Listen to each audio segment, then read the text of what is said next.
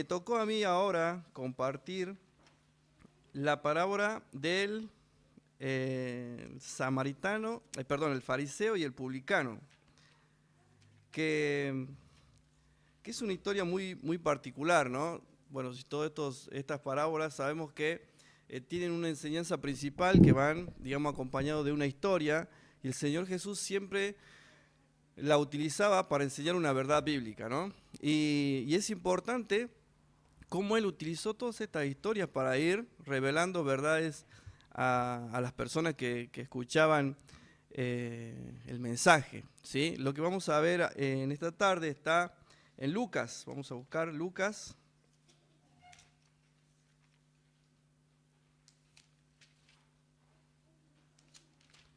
capítulo 18, del 9 al 14.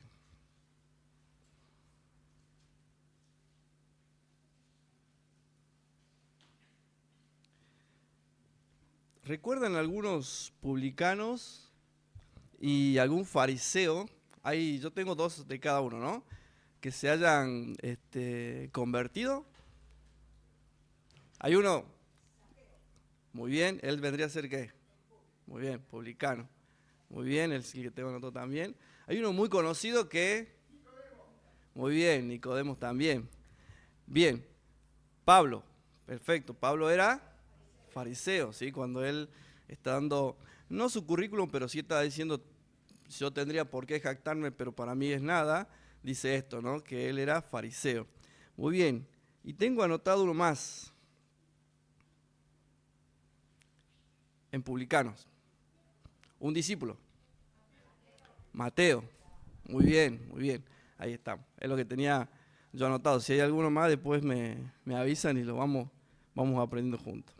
Muy bien, vamos a leer entonces Lucas capítulo 18, versículo 9 al 14.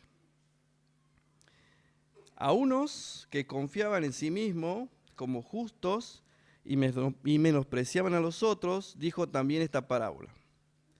Dos hombres subieron al templo a orar, uno era fariseo y el otro publicano. El fariseo puesto en pie oraba consigo mismo de esta manera: Dios, te doy gracias porque no soy como los otros hombres, ladrones, injustos, adúlteros, ni aun como este publicano. Ayuno 2 veces a la semana, doy diezmo de todo lo que gano, mas el publicano, estando lejos, no quería ni aun alzar los ojos al cielo, sino que se golpeaba el pecho diciendo: Dios, sé propicio de mí, pecador. Versículo 14, os digo que éste descendió a su casa justificado antes que el otro, porque cualquiera que se enaltece será humillado, y el que se humilla será enaltecido. Muy bien, y sobre esta lectura que hemos tenido recién, vamos a tener 3 puntos a considerar, así que le invito a que podamos ver. Lo primero es la apariencia religiosa. Y yo creo que este tema o esta parábola es muy fuerte, ¿sí? Porque nos va a confrontar, y como le decía la vez que me tocó pasar también la anterior vez, que debemos nosotros ubicarnos en la historia, ¿sí? Debemos nosotros ver dónde estamos hoy. Y si estamos en un lugar equivocado, poder tomar una decisión de acuerdo a lo que la palabra nos va diciendo y cambiar y poder encaminarnos, ¿no? Y si estamos haciendo bien las cosas como el Señor lo quiere, bueno, vamos a dar gloria a Él y vamos a seguir trabajando en esto. Pero en este primer punto vamos a ver entonces la apariencia religiosa. Sí, y esto está hablando de la espiritualidad basada en la apariencia. El fariseo parecía o mostraba ser santo, pero en su corazón estaba lejos de Dios, ¿sí? Vamos a buscar Lucas 18:11, ahí nomás donde acabamos de leer, dice: el fariseo puesto en pie oraba consigo mismo, ¿sí? No estaba realmente hablando con Dios, sino estaba admirándose a sí mismo. Y vamos a ver acá que una religión visible, pero no transformadora, ¿sí? A los ojos de las personas o de la gente que lo veía, ellos eran personas que eran elocuentes, que sabían mucho de la palabra y eran personas que habían estudiado y vemos allí que cumplían la ley de Moisés a rajatabla, ¿sí? Y más, porque dice que ellos ayunaban 2 veces a la semana cuando, digamos, estaba puesto una vez al año, ¿sí? Como para todo el pueblo, pero ellos lo hacían 2 veces por semana, ¿no? Diciendo nosotros lo hacemos más y hacemos mejor de lo que teníamos que hacer. Vamos a buscar Mateo 23, 27 y vamos a ver qué es lo que dice este versículo cuando nos confronta con cuando somos o cuando hemos vivido una vida religiosa sin una transformación por medio de Cristo. Lucas capítulo 18, perdón, Mateo 23, 27.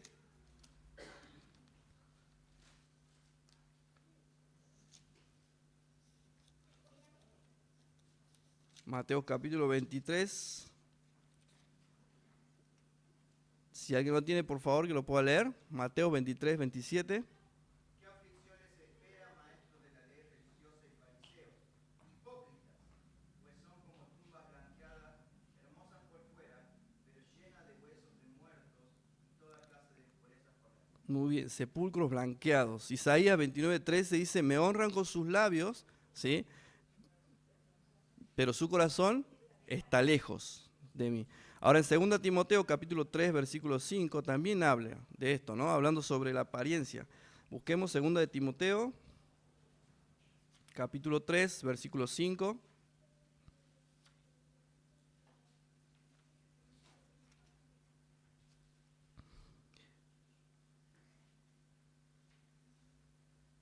Dice que tendrán apariencia de piedad, pero negarán la eficacia de ellas y a estas se evita. Hablando de todas las personas, digamos, el versículo 4 dice, traidores, impetuosos, infatuosos, amadores de los deleites más que de Dios, que tendrán apariencia de piedad, pero negarán la eficacia de ella.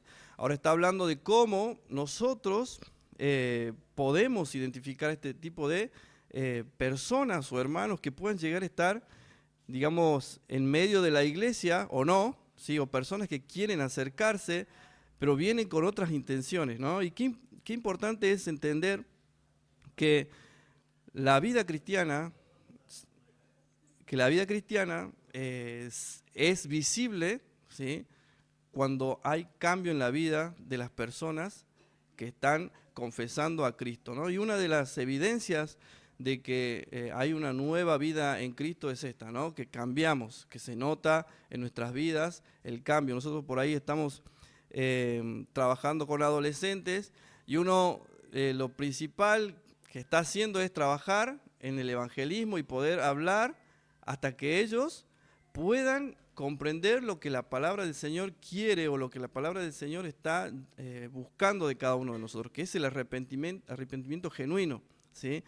Entonces es importante que podamos trabajar en el evangelismo, así en los niños también, que están trabajando aquí, en los adolescentes, en los mayores. Es un momento en el cual nosotros debemos invertir en poder hablar de Cristo a otras personas. Entonces vemos que la apariencia religiosa es una religión visible pero no transformadora, y vemos que las obras externas no sustituyen el nuevo nacimiento, ¿sí? Porque ahí es lo que decíamos recién, en Lucas 18:12 decían ellos que ayunaban 2 veces a la semana, que daban el diezmo, ¿sí? Todo era bueno, pero nada de eso era suficiente, ¿sí? Comparado a lo que el Señor realmente quería de las personas, porque ellos aparentemente con lo que hacían creían, ¿sí? Que eran mejores que otros, porque después vemos que Él, cuando empieza a compararse con el publicano, obviamente él decía que era mejor, ¿sí? Que él hacía las cosas mejor que él, pero no estaba ni siquiera intentando mirar a Dios, ¿sí? Porque sabemos de cada vez que nosotros queremos ni siquiera compararnos, pero nos presentamos delante de Dios, todo lo que nosotros podamos decir y justificar con nuestra vida o lo que hacemos, se cae a pedazos, ¿sí? Sabemos que delante de Dios nosotros no tenemos excusa en lo que hagamos o en lo que digamos, porque realmente delante de Él estamos desnudos, ¿sí? Todo lo que nosotros podamos justificar y decir es como trapo de inmundicia, como dice su palabra, cuando nosotros queremos, ¿no? Justificarnos o queremos hacer, digamos, queremos decir algo en favor nuestro, como lo hacía este fariseo que estaba justificándose porque decía yo no soy como aquella persona. La falsa espiritualidad produce un autoengaño, ¿sí? Porque él tenía una percepción de sí misma mucho mayor de lo que era este publicano. Él decía, yo no soy como él. Y encima lo dice, ¿no? Gracias a Dios que no soy como estos o como este, ¿sí? Que estaba ahí. ¿Y cuántas veces nos hemos puesto, nos hemos parado en este lugar, ¿sí? De decir esto con respecto a otros hermanos? Que el Señor nos libre de poder tener, digamos, ese concepto de otro hermano, decirlo o pensar de que nosotros somos mejores que otros, ¿sí? Y muchas veces quizás nos ha tocado una situación así, o la hemos vivido nosotros, o hemos sido partícipes de esto, y eso está muy mal, ¿sí? No solamente porque habla mal de nosotros, sino también porque eso puede producir en las personas que reciben algo de nosotros, o alguna palabra de nosotros, o alguna actitud nuestra, no sé si decir que alejarse, pero sí un dolor que puede lastimar a las personas, ¿sí? ¿Y cuántas veces nos hemos encontrado en esta situación? ¿Y cuántas veces nos hemos puesto nosotros en esta situación y hemos estado tomando la actitud de este fariseo? Que por afuera veníamos a la iglesia, estábamos sirviendo, participamos de las reuniones, pero por dentro nos creemos mejores que otra persona. Que el Señor nos libre, que el Señor nos saque de ese lugar, si es que estamos, de creer que somos mejores que otros. El Señor a todos nos ha perdonado y nos ha redimido. Obviamente que cada uno conoce su vida y cada uno sabe de dónde Dios nos ha sacado y sabe todo lo que hay en nuestra vida, todas las cosas que hemos hecho mal, pero es una cuestión que Dios ya ha perdonado. Y nosotros no podemos estar juzgando a otras personas, ¿sí? Como si fuéramos Dios. No podemos, porque cuando nosotros nos ponemos delante de Dios, sabemos de que somos nada. Sabemos de que delante de Él no podemos justificarnos con nada de lo que digamos.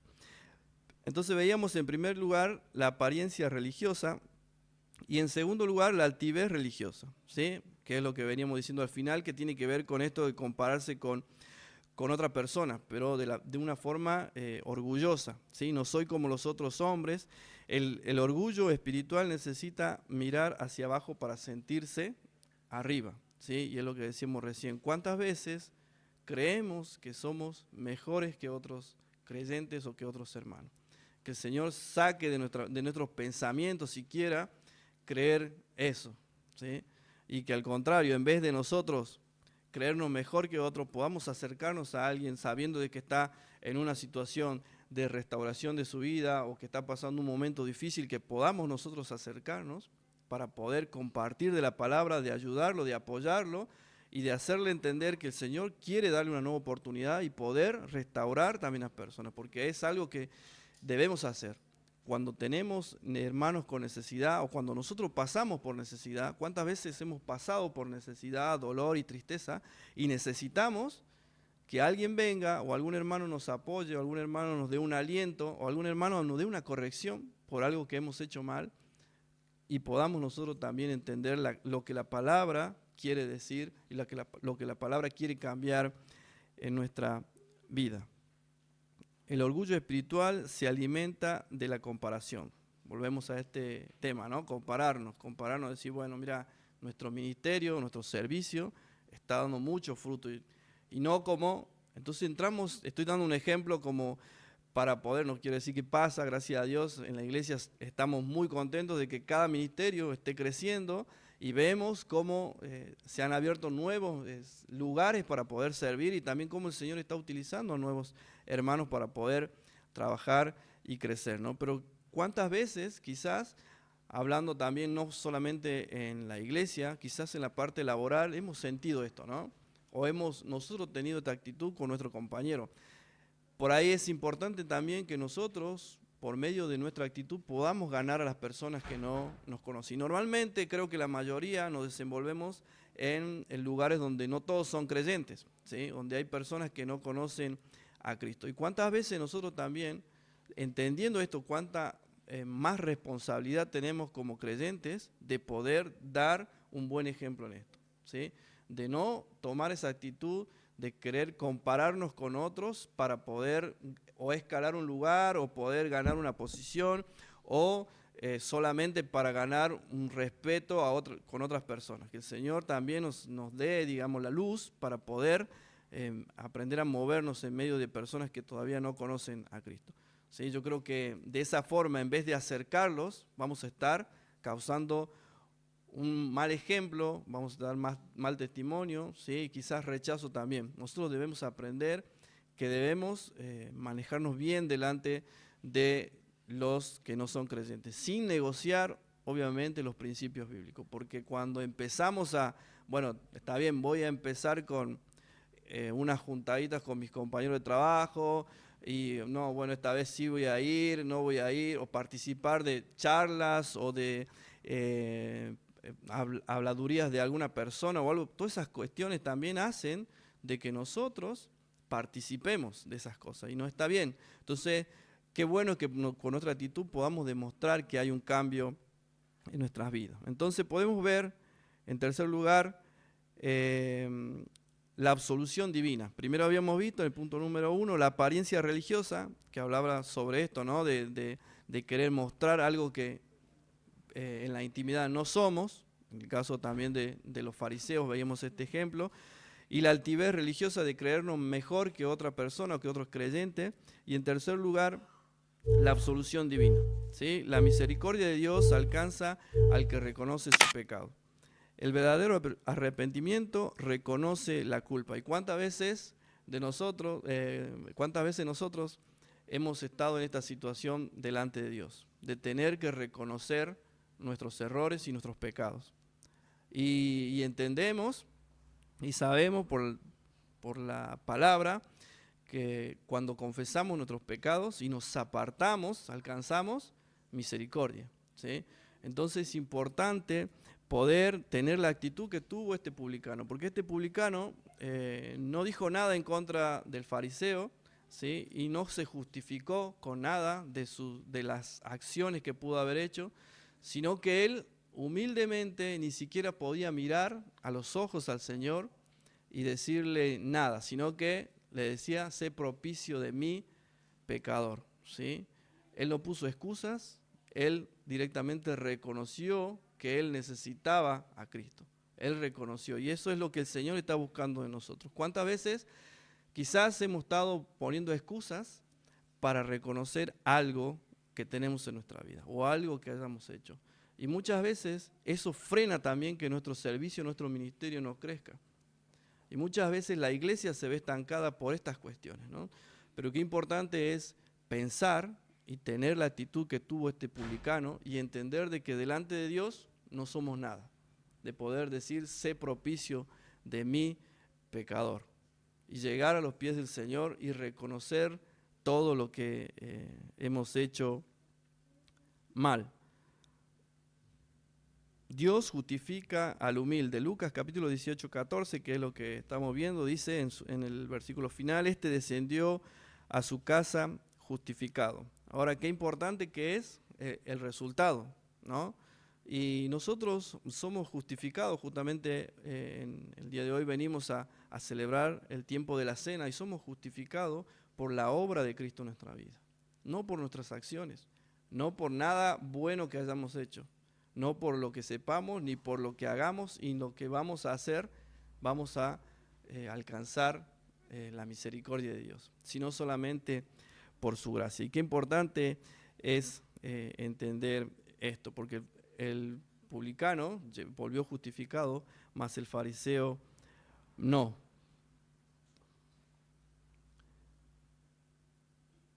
Y el verdadero arrepentimiento reconoce la culpa, y la fe verdadera clama por misericordia. Sé propicio de mí. La expresión apunta al sacrificio expiatorio del Señor en la cruz. Y hoy, en esta tarde, hemos tenido el tiempo de recordar lo que el Señor ha hecho por cada uno de nosotros. Y que esta parábola nos recuerde cuál va a ser nuestra actitud delante de Dios. ¿Vamos a tener esta actitud o vamos a seguir viviendo como lo hacía el fariseo, aparentando ser una persona espiritual, una persona que cumplía con la ley, y sin embargo por dentro y en la intimidad era otra cosa? ¿O vamos a vivir como este publicano, entendiendo de que delante de Dios somos indignos por nuestra culpa, por nuestros pecados, y tomar la decisión de cambiar? ¿Cuál va a ser nuestra decisión? Al comienzo decíamos que cada uno de nosotros nos debemos ubicar en la historia. ¿En qué parte de esta historia me ubico yo? ¿Con qué personaje me identifico? Así, a lo largo de todas las parábolas que hemos estado viendo, decíamos que el Señor dejaba una enseñanza con estas historias que iba contando, ¿sí? Y hoy también ha sido una de ellas. ¿En qué lugar me sitúo yo de la historia? Y si el Señor nos está hablando de que hay cosas que confesar, que hay cosas que cambiar, lo podamos entender y lo podamos hacer. Y que seamos, no solamente lo sepamos intelectualmente, sino que podamos llevarlo a la práctica. Y que el Señor nos ayude en este tiempo, en esta semana, a poder pensar en lo que hemos estado escuchando en esta tarde, en esta noche, y que podamos llevarlo a la práctica, que es lo más difícil, lo sé. A cada uno nos cuesta y cada uno de nosotros sabemos que lo más difícil de entender la palabra de Dios es llevarla a la práctica.